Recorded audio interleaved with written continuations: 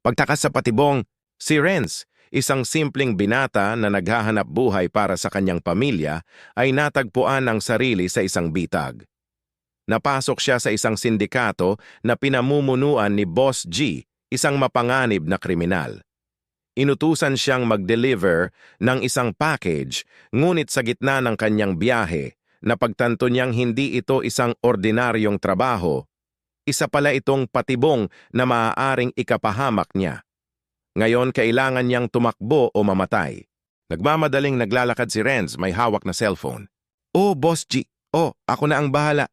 Pero sigurado ba kayo na safe ito?" Wala kang dapat alalahanin. Trabaho mo lang, sundin ang utos. Renz, umalis ka na riyan. Patibong yan. Nakamotor si Renz, hawak ang package. Nakakaramdam ng kaba. Nalaglag ang cellphone niya sa kaba. Kitang-kita niya sa side mirror ang mga lalaking nakamotor na humahabol sa kanya. "Tangina, hindi ito maganda!" Binilisan niya ang pagpapatakbo. Nasukol si Renz. 3 lalaking naka-jacket ang humarang sa kanya. Saan ka pupunta, bata? Akala mo makakaligtas ka?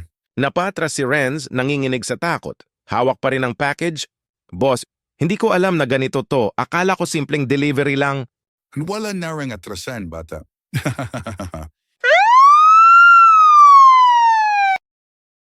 Itaas ang mga kamay ninyo. Nagsimula ang putukan. Nagtatakbo si Renz, duguan ang kanyang braso dahil sa daplis ng bala. Sa huling eksena, makikitang nagtatago siya sa isang eskinita, umiiyak, hawak pa rin ang package. "Hindi ko to akalaing mangyayari. Kailangang makatakas ako." Hindi ka makakatakas, bata. Renz, tuluyan na bang makakaligtas o mahuhulog sa bitag ng sindikato? Ano ang laman ng package na ito at bakit delikado? Ang kanyang pagkakamali ba ay magdadala sa kanya sa kapahamakan o bagong simula? Abangan ang susunod na episode mga kabady. Anong masasabi ninyo sa episode 1? I-comment sa baba ang inyong mga reactions. Arat na mga kabady, marami pa ang mapapanood ninyo. Episode 2, Takas o Bitag. Matapos makatakas sa unang pagtatangka ng sindikato, patuloy na tumatakbo si Renz, sugatan at takot. Ngunit hindi pa tapos si Boss G, gagawin niya ang lahat upang maibalik si Renz sa kanyang mga kamay. Habang hinahabol, nakatagpo si Renz ng isang dating miyembro ng sindikato na may sariling agenda. Makakatakas ba siya o mas mahuhulog lang siya sa mas malalim na bitag? Hingal na tumatakbo si Renz, hawak ang kanyang sugatang braso. Sa malayo maririnig ang sirena ng pulis at ang mga naghahabol na tauhan ni Boss G. Paano to? Saan ako pupunta? Napasandal siya sa isang pader, kinakapa ang kanyang cellphone pero wala na ito. Nahulog kanina. Hanapin nyo yan. Hindi pwedeng makatakas. Ang bagal 2-6 ninyo. Bilisan nyo, habulin nyo si Renz. Napalingon si Renz. Alam niyang kaunting sandali na lang at mahuhuli na siya. Tumakbo siyang muli sa isang makitid na eskinita. Pumasok si Renz sa isang lumang bodega. Madilim, marumi, at mukhang walang tao. Inilibot niya ang paningin, hinahabol pa rin ang hininga. Hindi mo dapat pinasok to, bata. Napalingon si Renz. Sa isang sulok, may lalaking nakaupo sa isang lumang kahon, si Jules, dating miyembro ng sindikato. "Ha, sino ka?" Huwag kang magpanggap na wala kang alam. Alam kong si Boss G ang nagpapahabol sa'yo. Sakit sa ulo, yang taong yan. Lumapit si Jules, may hawak na lumang first aid kit. Tumango siya kay Renz. Halika rito. Hindi kita ibebenta. Hindi pa ngayon. Nag-aalangan si Renz, pero sa sobrang pagod at sakit ng sugat niya, dahan-dahan siyang lumapit. Samantala, nasa labas si Boss G kasama ang kanyang mga tauhan. Wala pa rin? Hindi nyo ba alam kung paano maghanap ng tao? Boss, baka nakahanap na ng matutuluyan si Renz. May mga lumang tagong lugar dito. Alam kong may isang tao lang na pwedeng tumulong sa kanya. Hanapin si Jules. Alam kong may atraso rin siya sa atin. 2 silang babagsak ngayon.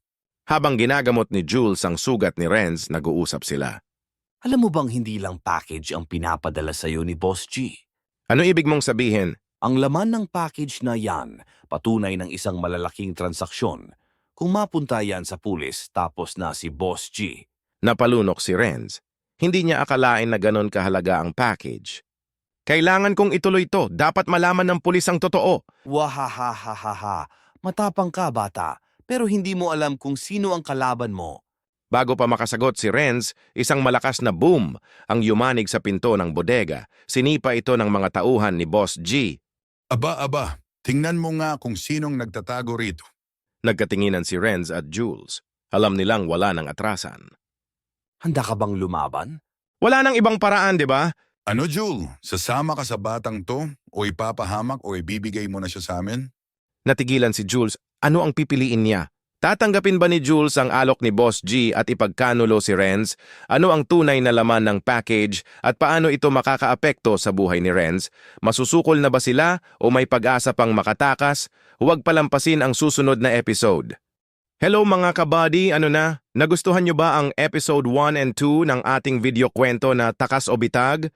Kung kayo si Jules, sino ang pipiliin nyo? Si Renz? Si Boss G? Arat na mga kabady, comment nyo na sa baba ang sagot nyo. Huwag pong kalimutan, mag-follow, like, comment at share at mag-subscribe na rin. Kita-kits tayo sa mga susunod pang mga video kwento ni Renz Body. Salamat po. Hello mga kabady, ito na ang pinakahihintay nating lahat, ang final episode ng video kwento ni Renz Your Body, ang pagtakas sa patibong. Episode 3, Huling Laban, final episode. Nasukol na ni na Boss G, sina Renz at Jules sa lumang bodega. Pinipilit ni Boss G na sumanib muli si Jules sa kanya kapalit ng buhay ni Renz. Ngunit sa isang matinding desisyon, pinili ni Jules ang tama at sinuportahan si Renz sa laban. Sa huli, isang matinding engkwentro ang magtatakda kung sino ang lalabas na buhay at kung sino ang tuluyan ng babagsak. Tahimik, nakatutok ang baril ng mga tauhan ni Boss G kina Renz at Jul. Ano, Jul? Ibigay mo na yung bata sa akin at bibigyan kita ng isa pang pagkakataon. Pwedeng magbalik ka sa sindikato o sabay kayong babagsak ngayon. Napatingin si Jules kay Renz. Alam niyang kung ipagkakanulo niya ito, mawawala na ang huling pagkakataon niyang makawala sa madilim na buhay na ito. Matagal ko nang gustong kumawala sa iyo, Boss G. At ngayon, may dahilan na ako para tuluyan kang iwan. Ha, ang lakas ng loob mo. Pero ano sa tingin mo? Kaya mong lumaban ng mag-isa? Biglang hinawakan ni Jules ang isang bote at ibinato ito sa isa sa mga tauhan ni Boss G. Sa isang iglap nagkaroon ng gulo. Nagpambuno sina Jules at isa sa mga tauhan ni Boss G. Samantala, nagawang makatakbo ni Renz patungo sa likuran ng bodega. Nagmamadali, may hawak pa ring package. Kailangan kong makalabas dito. Wala ka nang pupuntahan, bata!